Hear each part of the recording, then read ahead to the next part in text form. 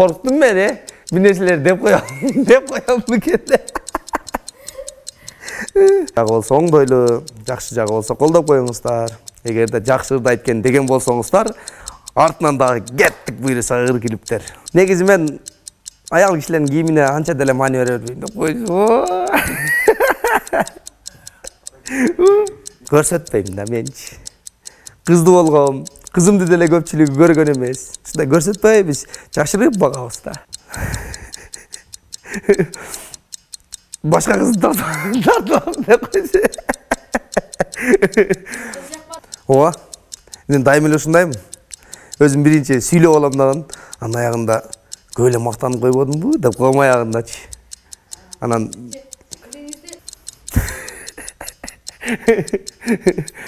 Emi, mınday da.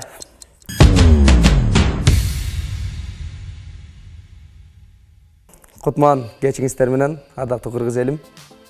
Амансыздарбы, жакшы отурасыздарбы? Тайырбек уулуңуздар жакшы жүрөт.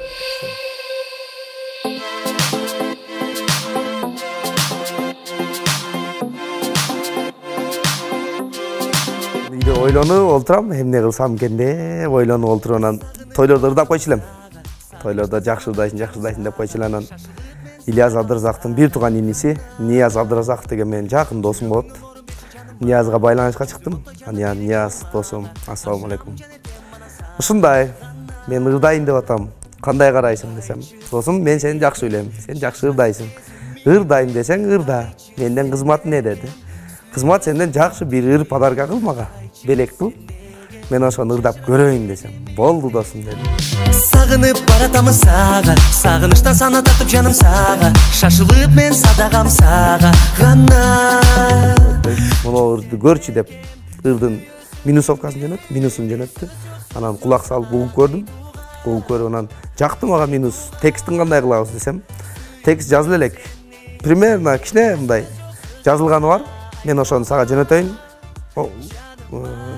Угуп көр дешти. Анан макул дедим.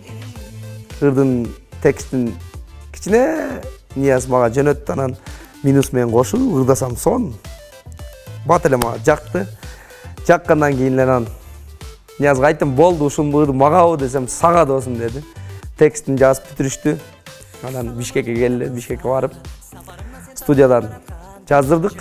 Жаздырганда эле студияда олтурган киши деле жакшы ырдайт экенсиң, сонун деп анан жаккандан кийин эле уже сразу ыр бүткөндөн кийин эле Нияз сунуш таштады. Ырды негизи жөн эле ырдаганга жазбайт. Бул ырды ырдагандан кийин клип тартыш керек. Клип тартабызбы деди. Тартабыз дедим. Ошондон клипте тартып калды. Менде сөз жок сага айтууга сүйөмүн сени. Клипте ырдын ыр, текст, аранжировка Нияздыкы. Клипти тарткан жигит Кубатов фильм продакшн деген бар Бишкекте, мен жакын досум. Оштун жигит болот. Түштүктүн Нурсултан деген досум тарткан. А бирок клипке идеяны баарыбыз биргеликте олтуруп чогуу кылганбыз. Ал жерде Нияздын идеясы бар, Нурсултандын идеясы бар, менин идеям бар. Кыскасы бир башка караганда эки баш жакшы дегендей, үчөөбүздүн ортобуздагы идеябыз.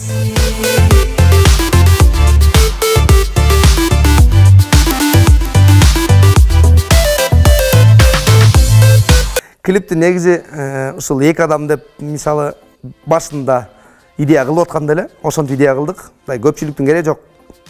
Жакшы кооз жерлерде сен анан бир жакшы сулуу кыз болсо, ошол экөөдөн анан хорошо каяктан табабыз деп анан олтуруп, ошо Нурсултан деген Кубатов досум ошол өзү айтып калды. Менде модельный агентствода кыздар келип клипке тартам. Могу клипти көр. Ушул клиптин ичинен кайсы кыз жакшы ойногон болсо, ошону чакырайын. Сүйлөшөйлү, анан макул десе тартабыз деди. Анан болду деп Айдын Шердин бир клибине түшкөн экен. Анан ошо клиптен карап туруп эле карасам, көп кыздар жүрөт. Анын арасынан ушул тартсак болобу десем, болот деп. Чакырдык, сразу эле макул болду. Ошентип тартып калдык. Негизи ал кыз менен мен мурда тааныш эмес болчумун. Клиптен кийин таанышып калдык. А бирок ал кыз менен Нурсултан өзү сүйлөшүп, өзü тартты, өзü макул болду. Саламым айтамын сага, сапарымнан сен тарапка баратканда, жарыгымсың жаркырап мага гана. Эми клиптеги кызды Нурсултан чакырып, анан Нурсултан сунуш таштап атканда кандай жерде тартылат, кандай болот дегенде Нурсултан сразу айткан. Ресторанда, анан көчөдө 2-3 форма алып келе бер. Ошону жакканын кийесин. Ошону менен тартабыз деп. Анан келгенден кийин эле ресторанга ошол кызыл көйнөгүн кийди. Анан көчөдө обычный эле повседневка көйнөк, форма. Күндөгүдөй эле кийген сыяктуу эле формасы ушундай экен да. Модельдер ушундай кийинет экен деп, эмне кылайын деп койду.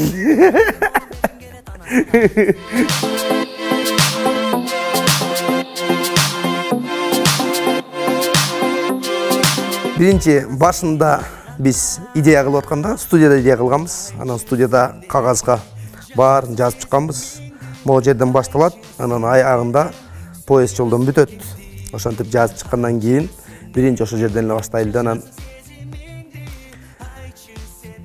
ресторанды сүйлөштүк, машинаны сүйлөштүк, баарын чакырып келип, анан тарта баштадык. Негизи съемка учурунда bir kadırdı tartış üçün 2-3 жолу кайталаш керек экен да. Анан ал жерде bir бананды ныргыткан кадырын тартыш үчүн биз 5-6 эле банан кетирдик ошойт. Анын арасында кайсыл банан эски, кайсыл банан жаңы деле билбей калдык да. Жеп эле коюп атабыз, арасында мен деле жеп коем, тарткан жигиттер деле жеп коет. Ошо арасында эле кетип калды. Анан 1-2 жолу мындай тебелеген жерде эски бананды деле коюп аттык, жаңысын деле коюп аттык. Монтажда турлагандан баштап. Эми жыгылганда чаң болбош үчүн биринчи кадрда мен жыгылып аткан учурун тартканбыз. Анан кийинкисинде уже жерге жаткан кадр тартканбыз. Жерге жатканда жерди тазалап, анан акырын жатасың го. Анан ошон чаң болбой калды. Ал жерде катуу жыгылсаң башың менен деле бирдемке болгудайсың. Кичине ушундай. Эми клипмейкерлер өтө кыйын иштейт экен. Жүрөгүңдөн орун берчи жаным мага, жүзүң оттой жанып бере чалын мага, ашыгам жанеркем мана сага гана. Клипте көп эле кемчиликтер кетет экен. Негизинен биз съемканы 2 күндөгө пландаганбыз. Биринчи күн, анан экинчи күндө уже бүтөт болушубуз керек десек, биринчи күн бүтпөдү, экинчи күн бүтпөдү, үчүнчү күн караңгы кирип аткан учурда бүттү да. Күндүзү эртең тартайлы деп 4-чү күнгө калып кетип атат.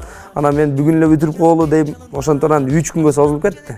Ошол биринчи кемчилик болуш керек. Анан баардык эле нерсени керек деп алып алгандан кийин эми съемканы баштасаң кичинекей нерсе жетпей калат. Анан ошо нерсе үчүн магазинге барып таап келгенге чейин дагы бир 15-20 мүнөт күтүп отурасың. Көп кемчиликтер болот экен. Негизи клип августтун аягында тартканбыз. Августтун аягында тарттык, Борборкабыз Бишкек шаарында. Бишкек шаарында августтун аягында тарткан болсок, 1 айдын ичинде монтаж болуп бүттү. Сентябрдын аяктары, октябрдын башында мен клипти алдым. Клипти алгандан кийин клипти өзүм көрдүм, мага жакты, досторума көрсөттүм, тааныштарыма көрсөттүм. Анан эми эмне кылабыз? Кайсыл каналга клипти беребиз? Деп анан ойлонуп олтуруп, Коомдук биринчи каналдан биринчи бере баштадык. Коомдук биринчи каналдан клип кетти. Андан кийин YouTube'га чыкты. Эми азыр буйруса мына Ош ТВ'дан, сиздерден сонун клип кетип атат.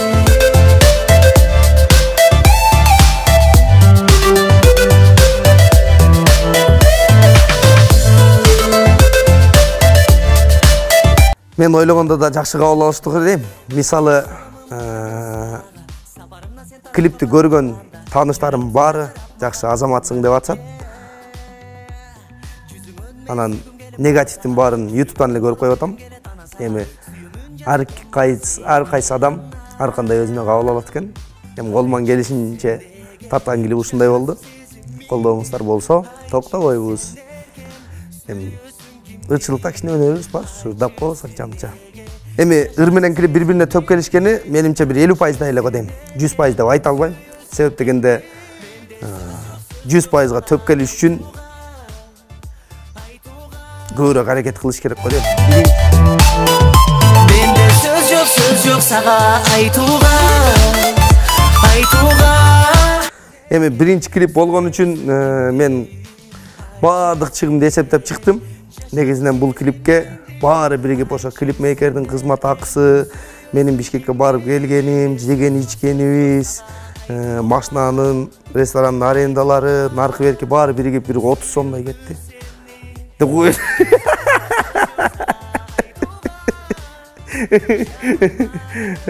Аса бир 30 сомдой кетти.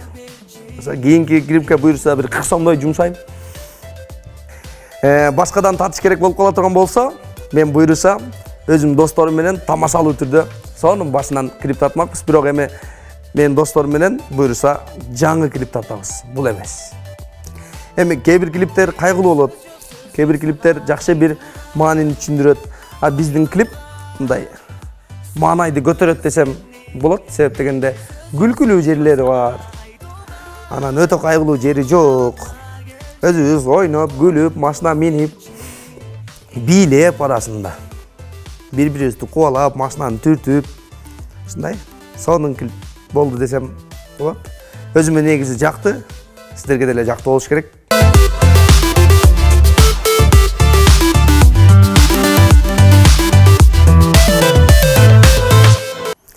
Клипте аябай кызыктуу окуялар көп болду. Мисалы, биринчисин эле айта кетсем, клипте жанагы кыз менен мен супермаркеттин коляскасында ойноткон жерим бар да. Ошо колясканы алыш керек болгонан бир супермаркетке барып сурасак, супермаркетте иштеген ошол бир акебиз мейли, коляска керек болсо алып тура бериңиздер деди. Анан ал кишиден сурап туруп эле колясканы алып келип съемканы баштасак эле бир чоң бир охранасы келди да. Бул колясканы алганга мүмкүн эмес. Бергиле деп съемка башталганда колясканы алып кетип калат. Алып кетип калат.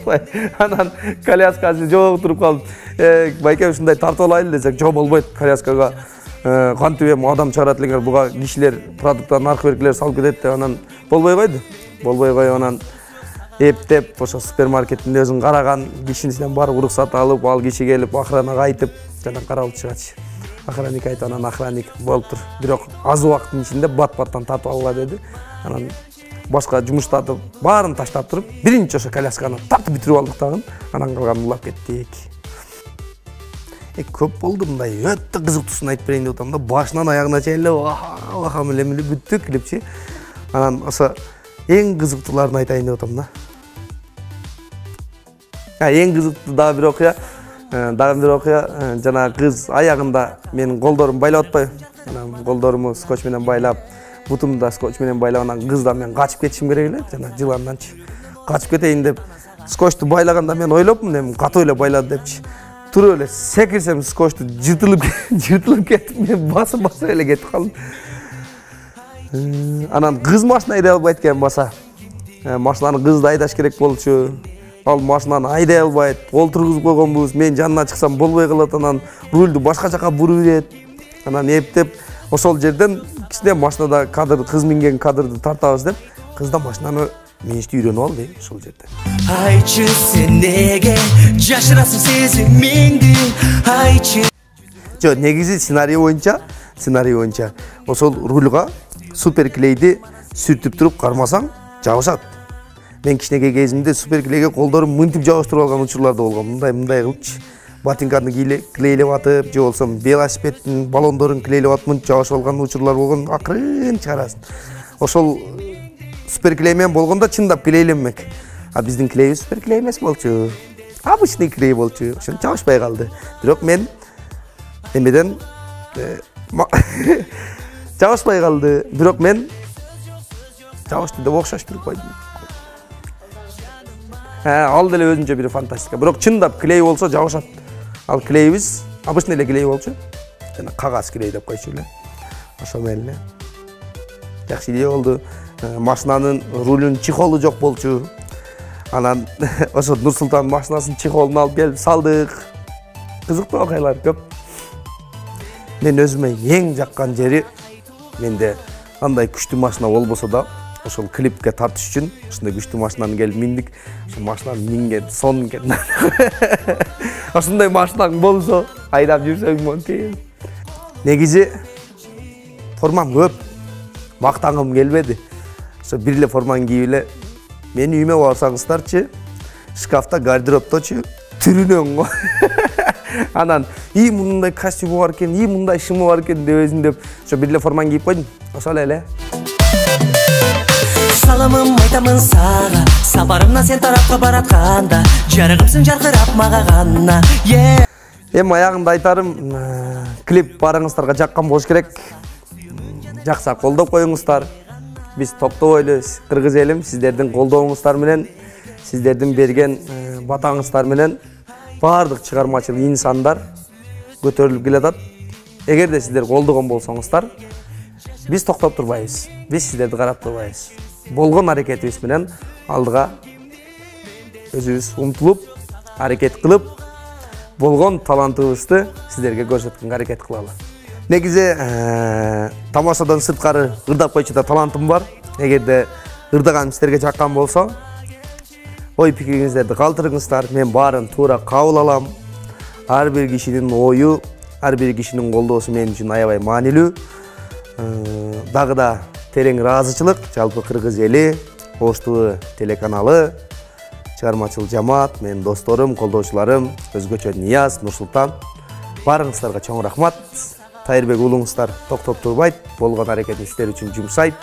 Алдыда концерт, клип, тамашоо баары сиздер үчүн.